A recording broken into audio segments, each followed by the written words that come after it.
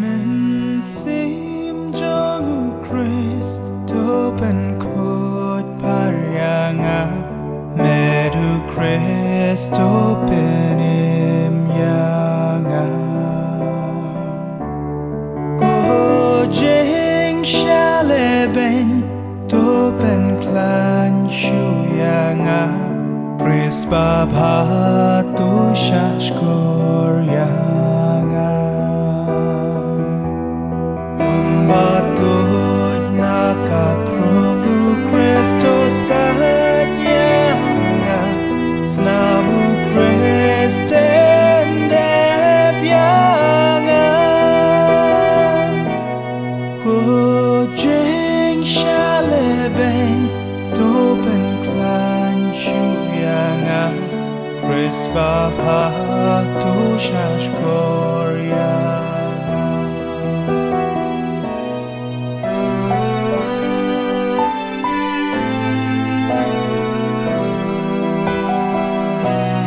Hapo kijeng mong jong me try ngan re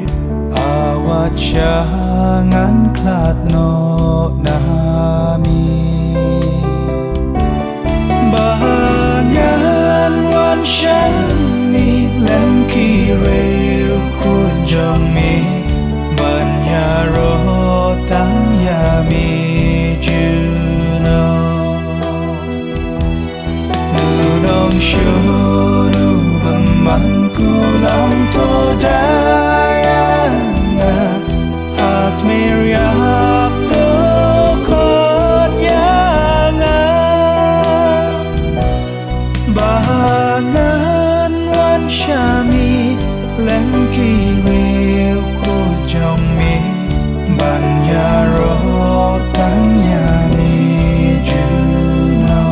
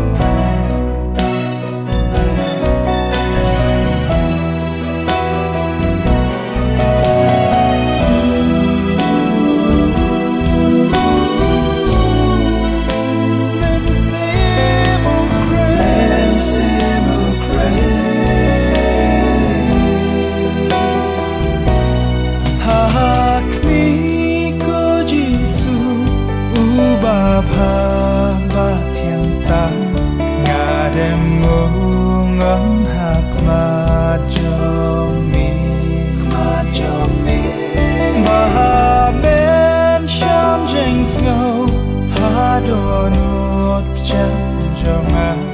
kajing jeng kermen jengi da jeng trang ba shit hem jong ka ben sim jonga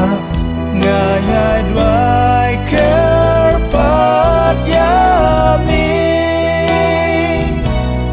ba men sham jeng Snow hadonut janjonga kajing jeng kermen jengi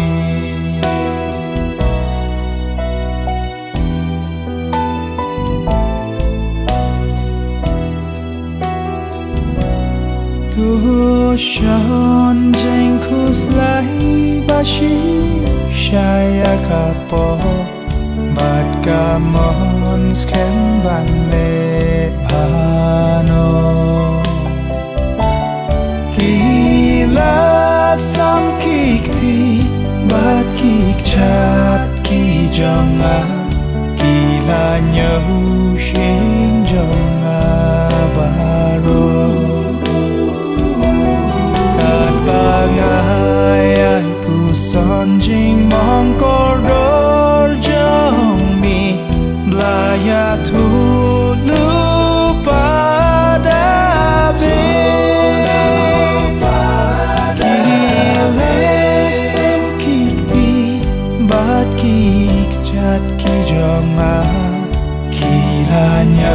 pushing Jangabaro